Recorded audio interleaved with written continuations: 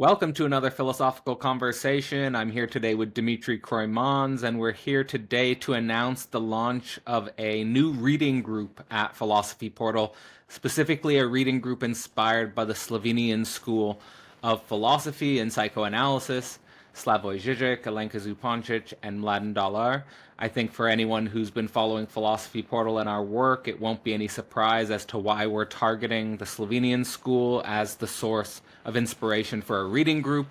And this will be led by Dimitri Crooijmans every fourth Wednesday of the month throughout 2025, and we'll see how it develops from there. There will be links in the description for how you can get involved in the reading group if you're interested in joining. You can either get instant access to the reading group by becoming a member to Philosophy Portal, or you can become a member of Dimitri Crooijmans' Substack, as well as his Patreon. So links to all of that will be in the description. But let's just go in slowly, Dimitri. Why the heck are we leading a reading group on the Slovenian school? Yeah, good question. I think to put it most simply, I think they are at the forefront of philosophical discourse in in the world basically. I think the Slovenian school is really the cutting edge of philosophy today. I'm really deeply convinced of that, and by having studied them for years, right?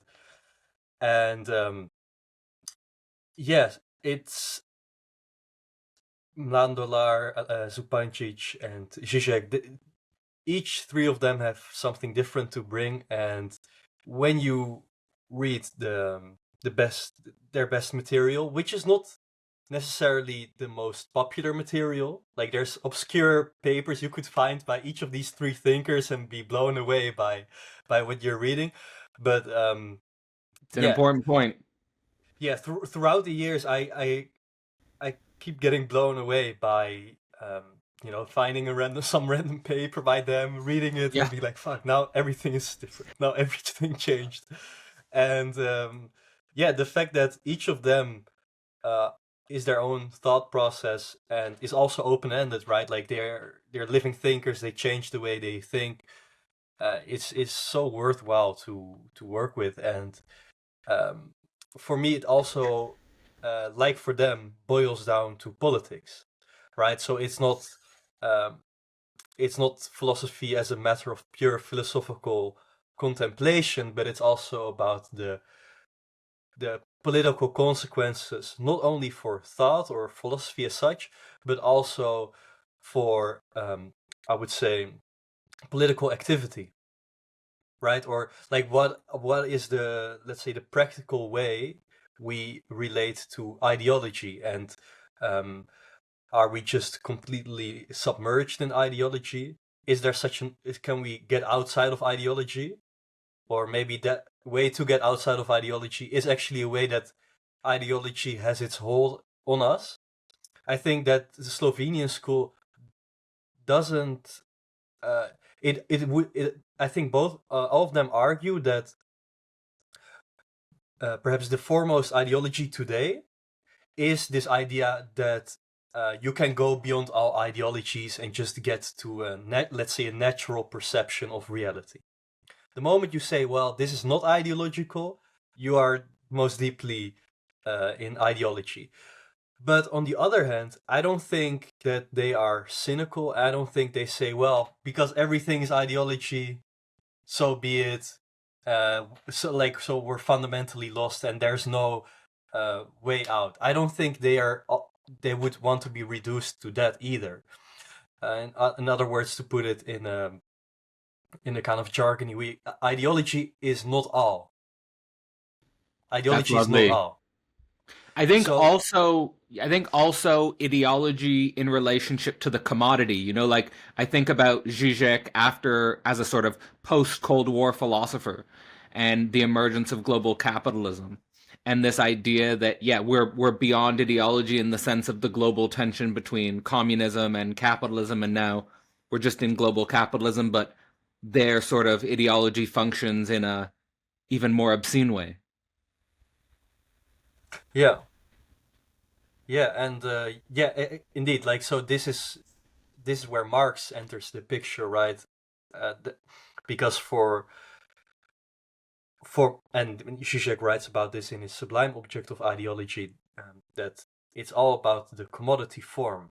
That what Marx does is that basically what we get with Hegel is this theological type of philosophy, a philosophy that's about the system of God and God as a system.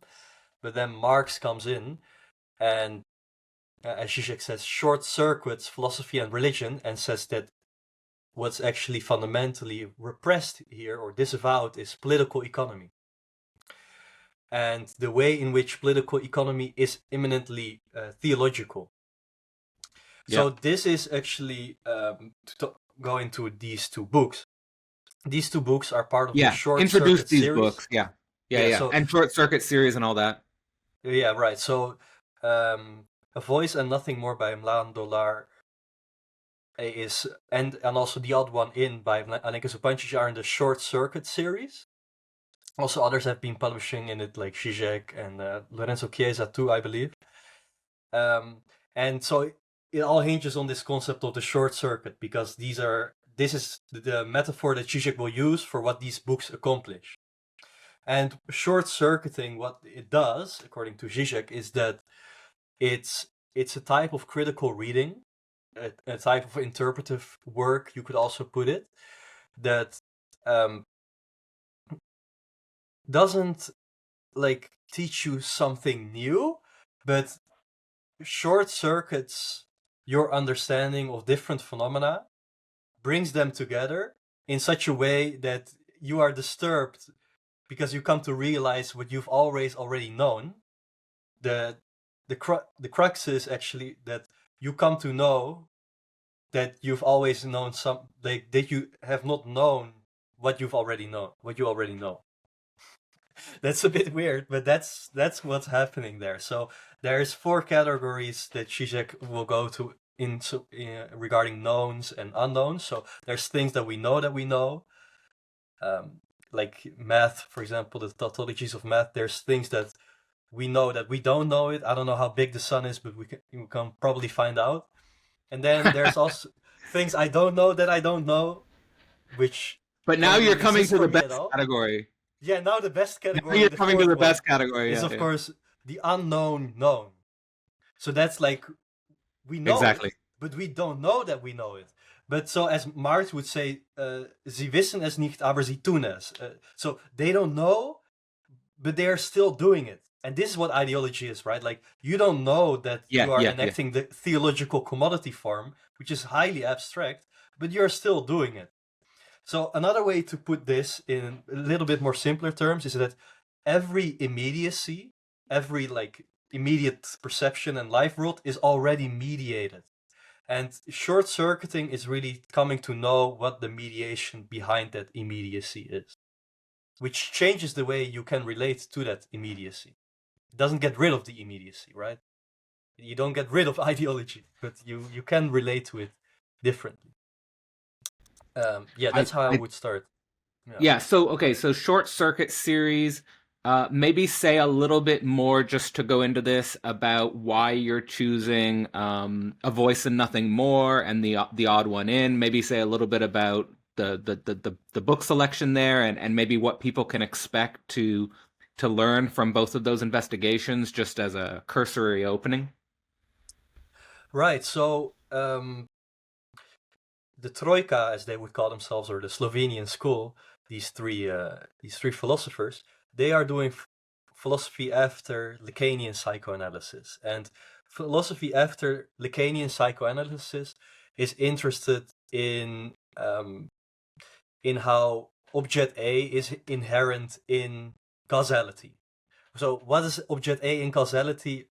Object A is also known as the object cause itself. Object A in causality is the fact that things don't work. They grind to a halt, they stop, they're interrupted.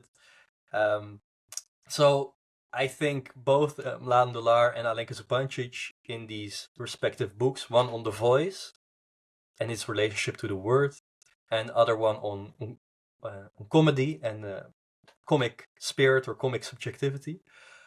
They are explorations of how object A or Lacanian causality works in these two particular fields, you could say.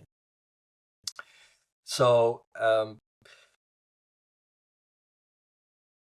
yeah, this is how they are doing, like, philosophy after psychoanalysis in an explicit Lacanian fashion.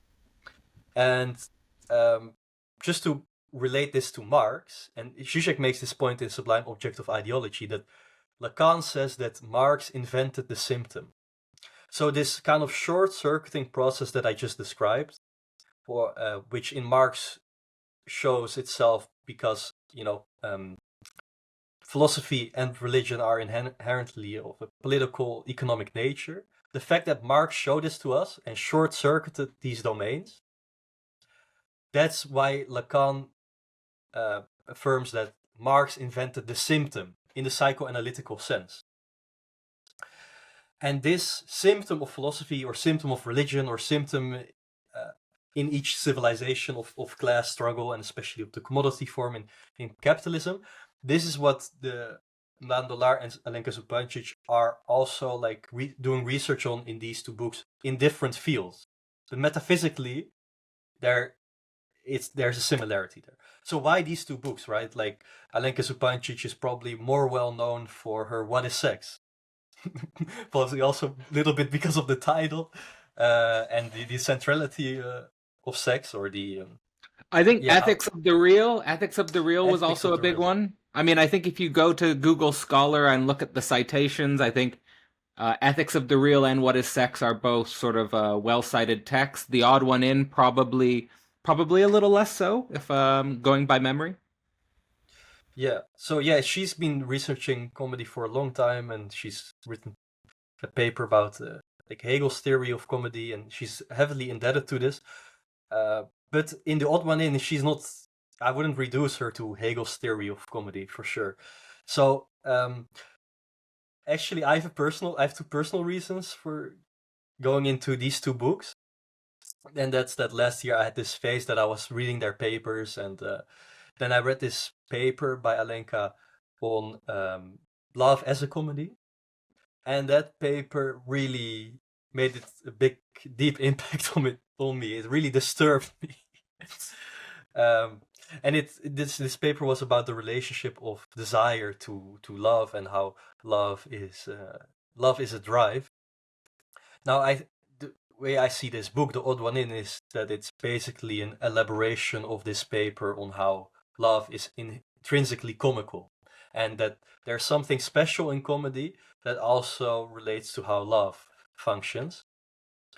So, and I love that Alenka emphasizes, on this, just going on this point about how love is intrinsically comedic.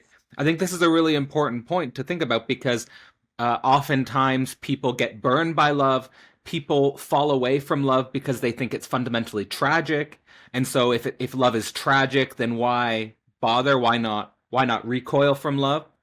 Why not shy away from love? But here, becoming a little more skeptical of this sort of fundamentally tragic stance, and sort of, maybe, I don't know if there's anything you'd want to say about that, but then. Sure, yeah. I mean, it really hits the heart of, like, of the core of our being, in some sense. I feel this in my heart. Like, it's so there's the notion of the missed encounter, right? In with Lacan, and so there's this idea of things never really being the right moment. But there's also a necessity to things never, like, to the fact that it has to be like that. It has to never be the right moment. And I think Desire's response to this is the following way. And if you're hearing this, like, please read that paper, because it explains it so much better than what I can do right now. But that's why we do the reading group.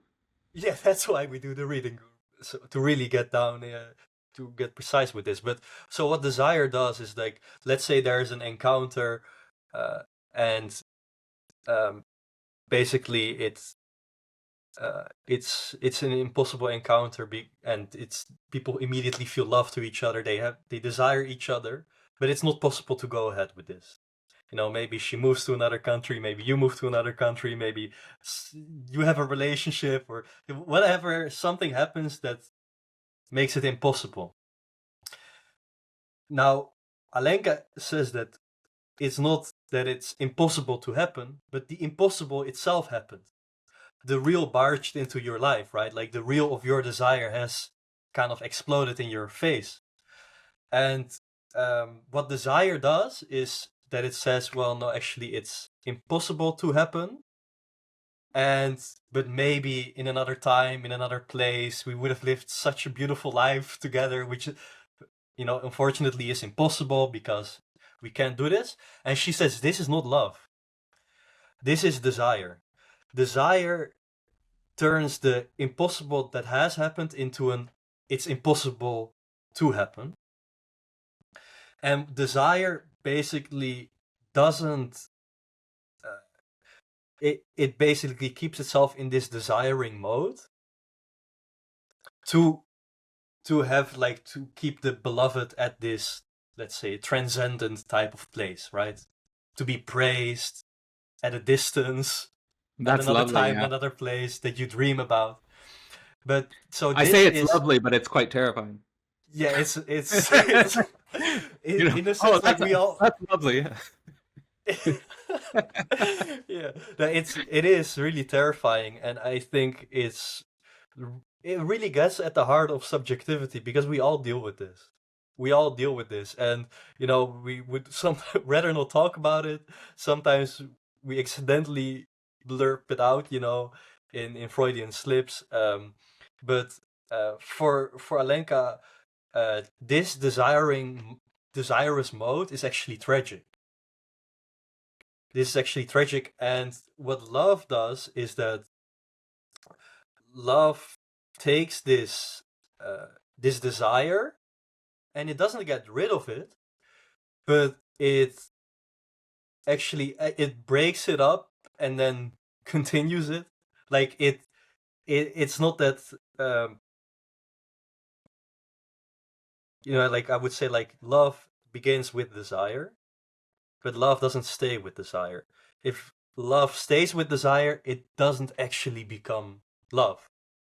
It's like it obscures the fact that it's not becoming love, because love is a drive.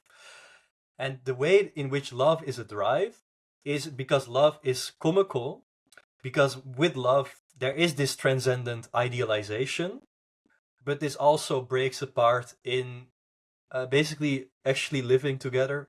Stuff like this, like if you live with each other, or actually if you are with each other a lot, Yeah. True love does not no way. idealize the person. You cannot, it's impossible to retain that transcendent No. type thing. But at the same time, it returns and it comes back. And Yeah. like, like when you move away or something, when you can't meet, like this type of desiring kind of returns. But what love does is that it kind of twists and turns this desire into something that's funny.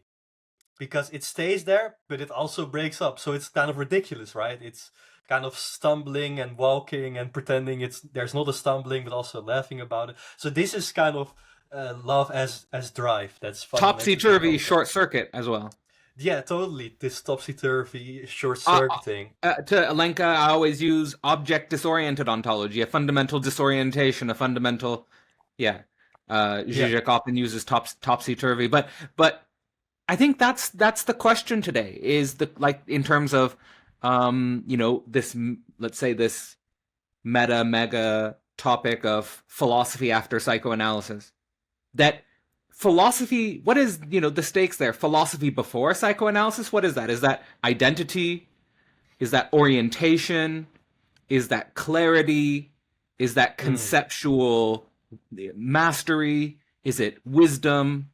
Whatever the various topics are about philosophy before psychoanalysis, isn't philosophy after psychoanalysis this capacity to somehow be conceptual, maybe wise is not the right word, but to be conceptually alert, capable in this fundamental disorientation, in this topsy-turviness?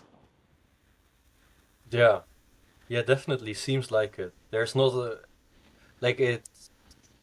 That's It's what not the like Nietzsche. transcendent at a, it's not this transcendent at a distance, otherworldly, disconnected from the day-to-dayness of the laundry and our life Yeah, and right. blah blah blah, but somehow invading this Yeah, reality.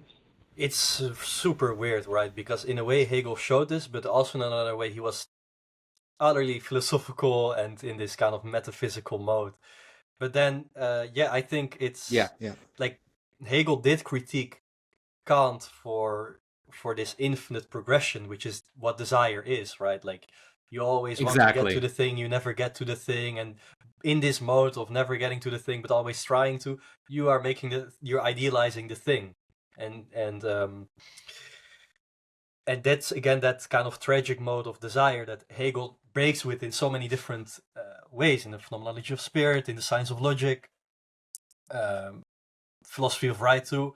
So, but yeah, yeah. So Hegel was before psychoanalysis, but I think that what's special here is that like Freud really tried to get rid of this notion uh, of the will and kind of like having a moral responsibility, and showed how the wish fulfillment is fundamental in the unconscious, right? Like the unconscious, you might not believe That's that key. you are immortal, but the unconscious believes it's immortal, Hmm. right? And that's kind of what you've got the immortal drive, or what the Troika calls the death drive to. Yeah, Yeah, exactly. this type of this dimension.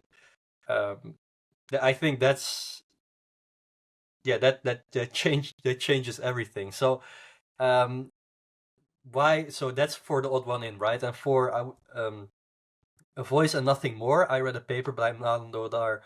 I'm not sure about the title anymore, but it's in a uh, I think love and gaze. Oh no, voice and gaze as love objects. That's the book. Alenka also has a paper there, and Zizek too. Um, and so in this paper that I read by Blan Dolar, he goes into it's actually a critique of Derrida. That's how he basically starts building his theory, because Derrida had this idea that uh, that that philosophy was, I think, what he calls it, like phonocentric, like very much focused on the purity of the voice and the self-transparency. Like right now I'm speaking, and as I'm speaking, I'm also immediately hearing, and it seems transparent to me, but actually it's not.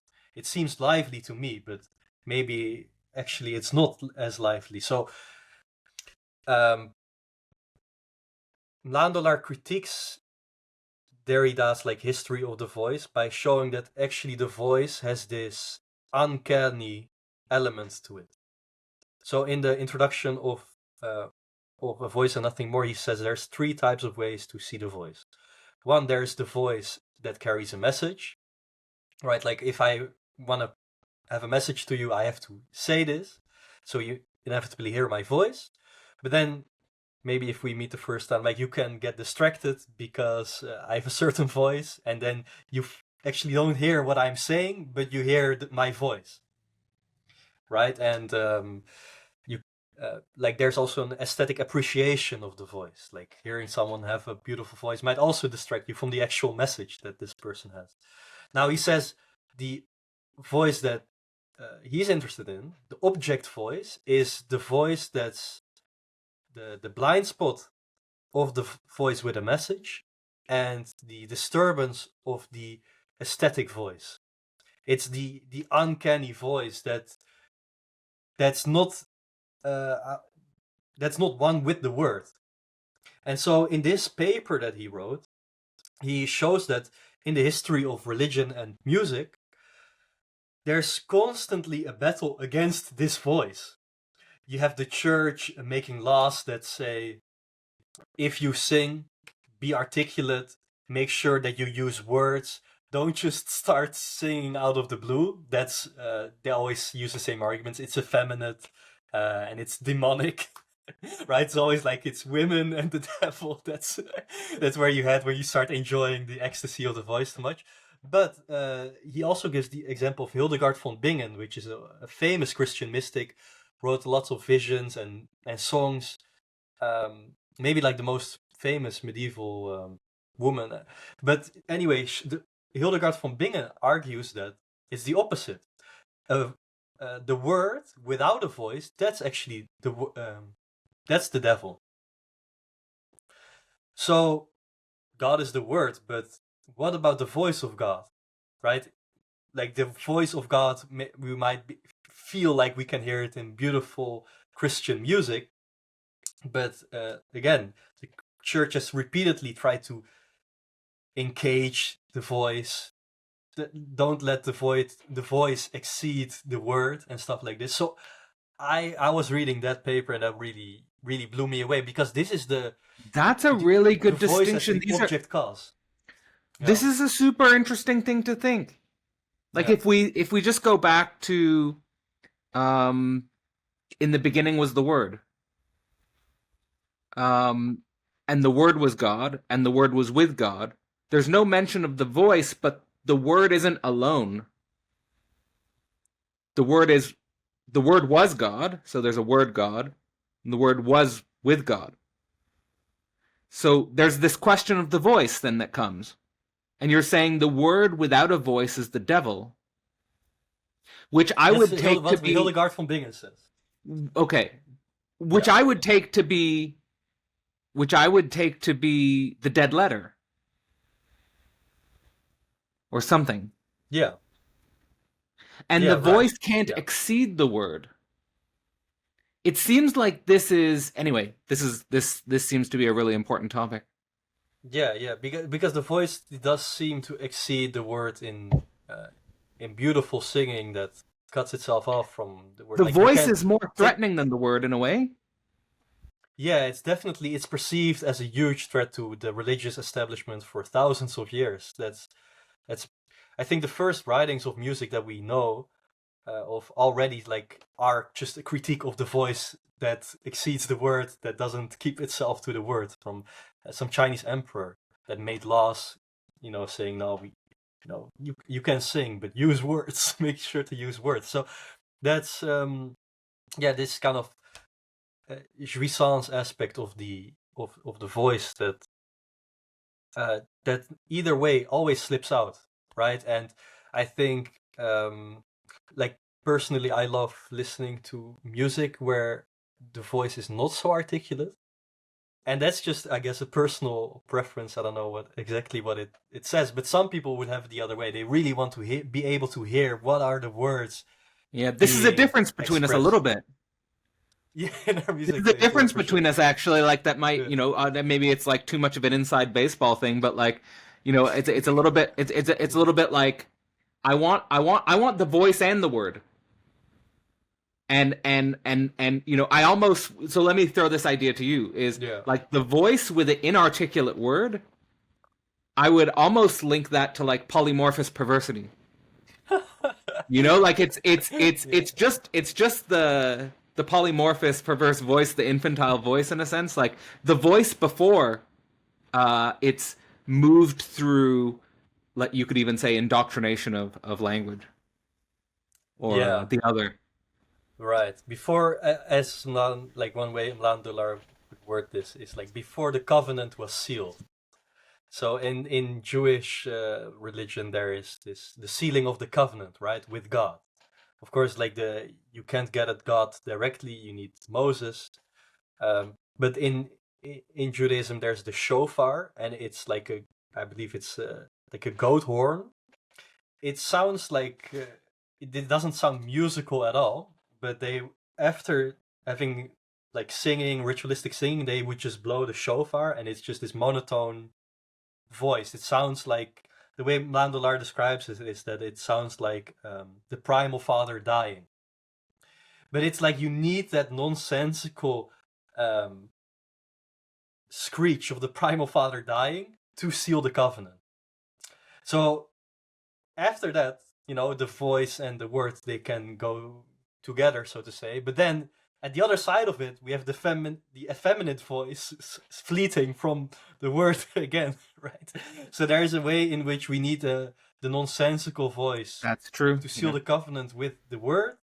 But then on the other side, then there's the effeminate voice fleeing on not being able to be captured by the word. So yeah, this is the voice as object cause, as I understand it. And yeah, today we live in like a podcasting era. We live in this era that we have so many voices to go around, in public transport. Exactly. I recently went to this town, and in this town, I guess the city council thought it was a good idea to have speakers everywhere, and just in this whole town you would just hear music. But it wouldn't be like, good music, of course. It would be like shitty ass pop that you've never heard, and that just kind of slightly annoys you and that you try to not hear. But like, it's culturally, to me, quite insane that this authority would just like plant speakers everywhere in the city center with at the stores, and just think that's okay, like it should, because there is such a, like, the thing with why I'm saying it so viscerally Yeah. like this is because you can't unhear it with your Right. eyes. It's okay, you can look away from it. No, Advertising, yeah. you can't close your ears when you're walking through town, right? So Well, yeah, everyone at the same time, there's something weird that, like, in that situation, I totally agree with you. And at the same time, when I go outside, not only do I see people on their phones on their screen being, but they're also walking around with big headphones, yeah, oftentimes. So there's also a way in which people are in this sort of, auditory totalitarianism, if you want to call it like that. But then there's what are we doing with walking around with these also very hyper personalized, relations? yeah. Yeah, I think it's a huge question, and this is the type of questions I want to explore during the reading, right? Because that's why we're Yeah, gonna take like months. super practical. We're gonna take Yeah, months yeah. to work on this. We have quite some time to dive into this, and yeah, Mandolar also goes really into like the linguistics of the voice, the metaphysics, the ethics, politics of the voice, Kafka's voice, Freud's voice. So there's so much to explore here, and it's not only are they, I would say, the cutting edge of philosophy, but it's also interesting that it is philosophy that comports itself with something that doesn't seem to be reducible to words. And in Alenka's relationship to this in The Odd One In is very telling as well, because take comedy and both philosophy, the way they are treated is that they are unserious, right? People would say things like, okay, let's stop philosophizing now, let's get down to real business, reality, or let's stop joking around, guys, like now we're gonna treat something serious. Like, both philosophy and comedy are treated like this, and Alenka says that this is actually, this means that probably we have to go into this, and I think the ultimate point here is that philosophy can't do without this comic spirit. If you get 日 of comedy in philosophy and philosophy as comical, I think you get rid of philosophy. And Zizek gives examples. He would say things like the Heidegger. I wonder what analytic philosophers would think of that. It's a probably notoriously unfunny field. Yeah. Yeah. So, and so the double move of comedy in philosophy and philosophy as comical. Yeah, and so, and the fact that that means that you can never pin it down. Mm-hmm. Comedy is movement. It's not, and so it's constant motion, right? It's suddenly it sticks out and it's turned inside out, then things are upside down again, and you can never catch it and be like, okay, now you're gonna sit still. Like, if comedy would be a creature, it would be like a fluffy ball just jumping around and then changing into a big monster and then just just being crazy all around. But so I think that's one aspect of comedy. Now, the most popular way to think about comedy that she critiques, and that Hegel also critiques, is that comedy is like relativization. If I joke, it's something that's not serious. Like, oh, it's just a joke, so it's like relative. It's not really the thing. But she says, no, it's not simply that jokes and comedy relativize things into oblivion. They do this, and that's one side of the story. There's this constant movement and the fact that you can never pin it down, but also there's the return of, let's say, the static nature of the concept. There's this, there's the fact that after the joke, reality is still like holding itself together. So it's falling apart and then holding itself together, and so an easy example to give with this is that what's very funny to us is that if someone is stumbling and they're pretending to be authoritative at the same time, because then we see that, okay, they actually don't know that they are castrated in our eyes, but they are super castrated, but at the same time that they are castrated, they're still speaking as if they're not castrated. Like, we can all imagine like those type of like politicians, for example, who seem out of touch with what the people want to hear or something like this. Like, they keep going on, but to us it's ridiculous. Like, why are you going on? Like, you're lost, right? So I could imagine it's also the experience of people in institutional settings, even with academic philosophers or other fields, even in scientific fields, of someone who's simply their voice is just dead letter. Their voice is kind of just the after effects of their institutional authority.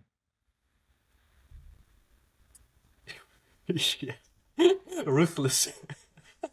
That's quite ruthless, but I think it's true. Yeah, I think it's true. And I want to draw something out here: the coincidence of tragedy and comedy. So yesterday I watched this satire video, and it was about this song about Amish life, and it was hilarious. But then in the comments, the two top comments were: one, it's a tragedy that the Amish will never see this video, and two, it's hilarious that the Amish will never see this video. Right? So the same thing happens. It's a hilarious song, but then there's the duality of man. You can take it in a tragic way, or you could take it in a comical way. The way Alenka goes about this in the introduction of The Odd One In is that she says tragedy is on the level of feeling, comedy is on the level of thinking. So that's another way to put that breaking down of reality. Like, in a joke, something is interrupted. Like, we thought it was going to go one way, but it didn't. That interruption kind of like stops our feeling. Like, what are we supposed to feel? Or maybe we immediately feel angry and then we won't get the joke. But anyway, we are like caught off guard. Our feeling is interrupted, and then we think it through, and then it clicks, and then it's funny. So so comedy requires thinking too.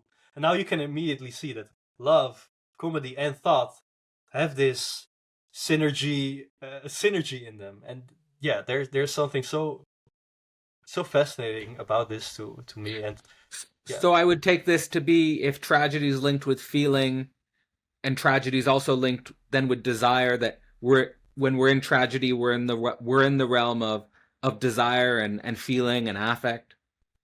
And then comedy linked to thinking is the realm of the drive. So we have this way in which we're thinking about, on the one hand, feeling, desire, tragedy.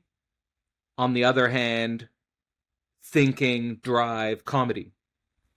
Yeah. I think that's a good one. And there's like in Hegel's terms, you could say it's the duality of the concept insofar as it is both dialectical and as well as speculative, right? There's like the diremption of the concept, the breaking apart, the fact that there's the opposites which don't meet, and like the emptiness in the middle, but then also the fact that this disconnection is connected itself, is the very connection between things. Yeah. Right, so like, I think, therefore I am. What does that mean in Descartes? Well, it actually means that I can't know jack shit. Because if that's the only certainty I can have, then I need a big other to actually allow me to be in reality. But then the other side of this is to see this I think, therefore I am, this this unity of thought and being as just the nature of the concept that gets at its own fundamental emptiness. If that makes sense to you.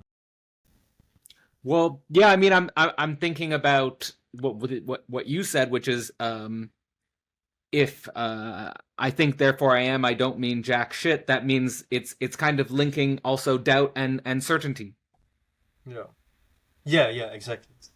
Yeah, so yeah, doubt itself is certitude.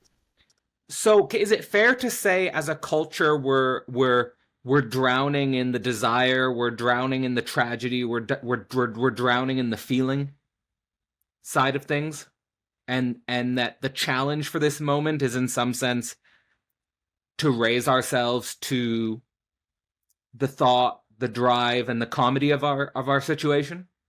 Like we're a culture that needs to laugh at itself in some sense.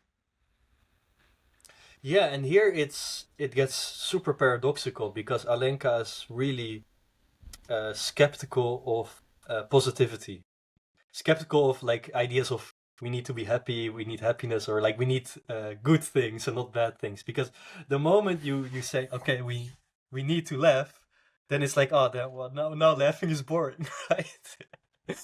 now we don't want to laugh anymore. Now like I don't want to laugh. Like so I see what you're saying. Yeah, I see what you're what I'm saying. saying. Like there's Yeah, and yeah, this yeah. is and the fact that like it's maybe better to be in a place that you can't help yourself, but you're laughing. Like, but this is a unity. That's what it is. Right? That's the thing. Is like the comedy, the laughing, even the thought and the drive, maybe loses its.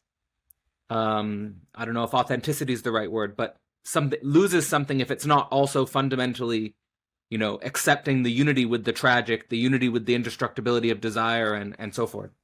Yeah, totally. And I think this is the so I think what's happening here, and you immediately notice, is this is the object A, right? This is that kind of confusion that we can never pin down, and now it's like solved. This is good comedy. That's how we do it. Yeah. No, No. because comedy relies on the interruption of feeling, which means that love and the drive also rely on that interruption of feeling, and that there's something to be had in that interruption of feeling.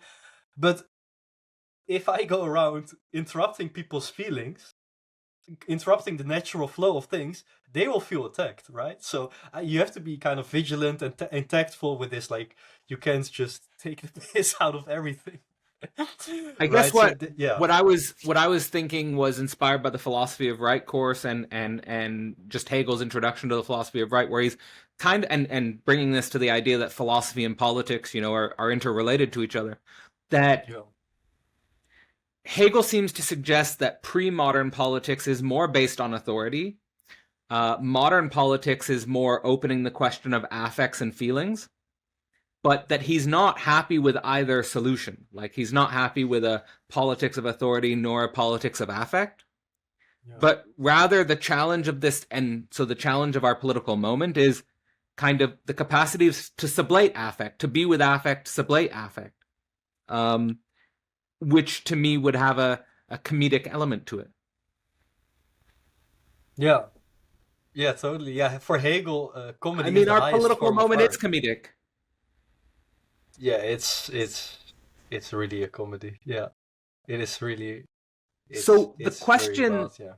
So the question there, you brought it up already about cynical ideology. That the Slovenian school, you don't see them necessarily as cynical in this situation, but you also, want to bring up and explore the topic of perverted ideology and cynical ideology. What do you think the stakes are of this reading group to explore these dimensions of things? Yeah, I think it will be really productive for everyone, for their own critical thinking, to talk about this stuff with each other. Because when I say that the Troika or Slovenian school is cutting edge of philosophy, I'm also saying that it's they're deeply hystericizing subjectivity. So they are not for cynical, and comedy itself can be cynical. That's what Alenka says too, right? So how do we avoid that? But we can't turn comedy into an imperative.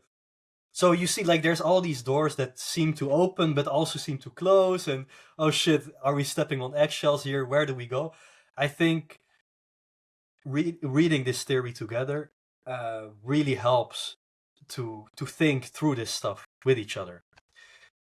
Because I mean they do it themselves too, right? Like Slav Zizek, Zupančič, Dollar, they wouldn't be who they are without each other, and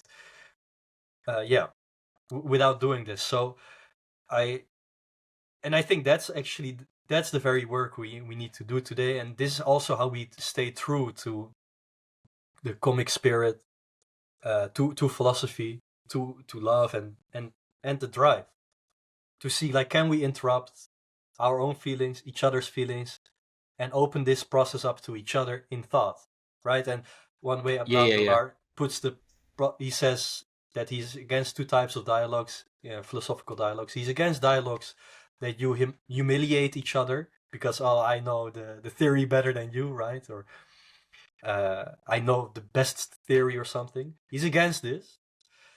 Now, he's also against this academic quasi-consensus type of dialogue that everyone feels like they're chipping in a little bit so that we're building this consensus and everyone's making an intervention, right? And feeling like, okay, I have lots of citations in my paper, so I did some work. He's against that.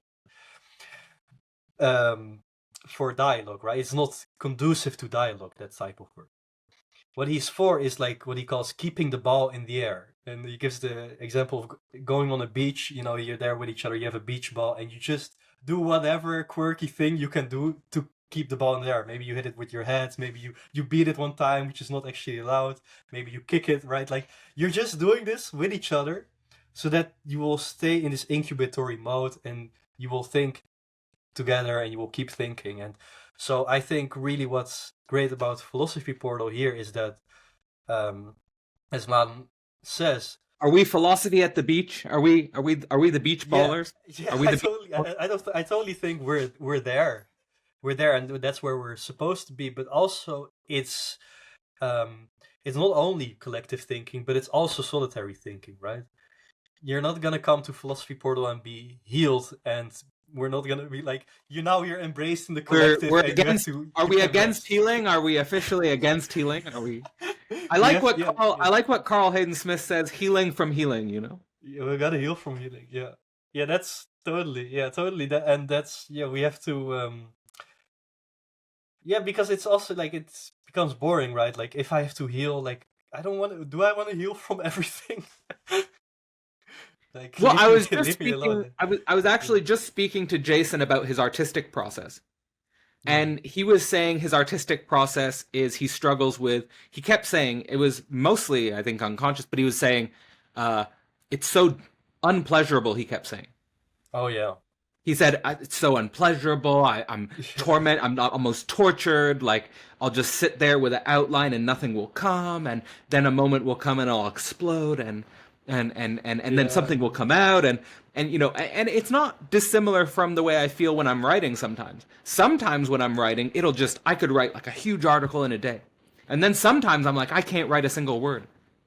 And so I'm just trying to say that because of, I think kind of operating beyond the pleasure principle in thinking, creativity, and so forth. So we're not healing in a sense. We're loving our symptoms, we're loving our beyond pleasure, Yeah, and I like what I would be like, this reading group would be a huge success if people take this theory and then take it in their own way and make something out of it. Then I would say that this reading group has been a success. Absolutely. Right? Like, if I read something from someone else or hear them say something that I'm like, oh damn, you're right, but I didn't think of it this way, right? That they short circuit me because they allow me also to help them short circuit themselves, so to say. And there's something that's maybe not thought through enough, that the relationship between that short circuiting, that interruption of feeling, and then the drive and I would say the Holy Spirit that comes out of such dynamics of short circuiting. Absolutely. I mean, Yeah. it's one of the things that I like about Kirsty, Elliot, Daniel in the portal. They're increasingly just coming up with artistic thoughts, artistic projects that are just inspired by little things that happen in the portal. And let's keep building context for that. Let's keep building Totally, context yeah. for that. That's what it's about. Yeah, and one more note on like the unpleasurable nature of art. Like I released a new single yesterday, and I had this moment that I just felt like it was the worst thing I ever created, and I basically regretted my entire existence that I made it. I thought it was stupid. I thought it was bad. I thought it was. Alenka has the best metaphor here. It's when you create, it's like spitting, and then when you see it, it's like drinking up your own spit. It's fine when it stays inside, but as soon as you actually bring it out into the world, That's it's so like, oh my good. god. That's such a good metaphor. Yeah. It is totally like that. It is totally. Is it possible to be a creative and not have that experience? I think no matter how successful quote unquote artist is, you will experience this. Yeah. I think the only thing on the optimistic note, I think the only thing is it changes. The more you go into this process, you I will agree. not be able to see in what way you'll be disgusted next, you know? You'll be disgusted in different Yeah, ways. yeah, You'll be yeah. repulsed in different ways. It will maybe be more intense or shorter or longer. Like you don't know what's gonna happen, right? But it's not. So and that is an optimistic note because I remember when I started really beginning to rap or to write, it seems really overbearing, and it's like, oh my god, if it's always gonna be like that, then it's over. But no, it changes. It stays, but it changes. Yeah. All right, so Yeah. maybe let's start to recap what's going on here. Reading group every fourth Wednesday of the month, except July and August. There'll be a schedule. All links in the description will be there to the reading group. We're starting off with a voice and nothing more. Then towards the fall, we're doing the odd one in. Yeah, anything people should know going into the reading group. Of course, you can sign up at any time. As I already mentioned, you can get involved by becoming a member of the portal or becoming a Substack subscriber to your Substack or a Patreon subscriber to your Patreon, and links in the description will be to both of those. Yeah, anything that you think people should know going in here that we haven't had a chance to bring up yet? Uh, yeah. So I think if you're thinking about getting involved with the portal, this is a great way to step in, because like if you're interested in the entire portal, you can of course become a member. But if you're only interested in this particular reading group, it's just $5 a month and once per month. So it's a very easy way to get in. Um, of course, you don't have to read, but it's advised that you also read the theory, and I recommend it because it's this collective thinking is it's not necessarily edifying. It's not that you will finally become grounded and you can stop thinking, but it does help really. You can make a lot of progress if you not only read theory but also talk and discuss this theory with others who are reading it at the same time, especially. And yeah, cutting edge of philosophy and underrated books. Like at least they might be cited quite often, but I'm not seeing like this type of stuff as much as I would have want to see, like in the liminal web spaces or also other theory spaces. Yeah. My thought is what I see a lot, especially with the Slovenian school, like people will use Zizek or they'll use the Slovenian school as maybe they'll be momentarily interested or superficially interested, but then just use There's it a as lot a of that. point. Sorry? There's a lot of that. There's a lot of Superficial that. interest. Yeah, superficial interest, and then just use as a superficial differentiation point to some whatever project that you're doing that is somehow abstractly antagonistic with the Slovenian school. But I think that what we're committed to, and so this is inviting people who are also interested in this, is to actually the labor of thinking with the Slovenian school and being open to whatever might come out. Like I've been sort of in that mode for over a decade now of just I don't know what's going to come out, but I'm just sort of laboring, spinning around in circles with their thought.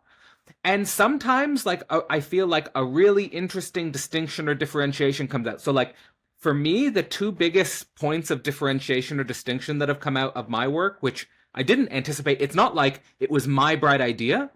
It's not like, oh, like I came up with it. It's just in the constant tarrying, this distinction appears in front of me and I'm thinking with it, is the difference between community and network, which, you know, I'm sort of trying to be developed that. And then also the distinction between death drive and immortal drive and trying to think with that. But in some sense, this thought is already, you could say, okay, you could find that in the Slovenian school as well. So I'm not saying here trying to differentiate from them. But I'm just sort of saying like that you can really develop your thought in this way, in a way that's more rigorous and more sustainable and more, I think, true than just having this abstract, superficial opposition or antagonism. Yeah. So this is kind of my reflection on why this is valuable as a process. Yeah. Any final thoughts, Dimitri, or anything you want to say about that? I mean, I've lots to say, but any final thoughts on this? Is that I definitely think that in my writing, this short-circuiting comes to the fore, which is mostly implicit. It's not that I copy their concepts and repeat their concepts and say, hey, believe in object A because it's such a great concept. I don't give a shit about that. Yeah. I don't give a shit about that. Yeah.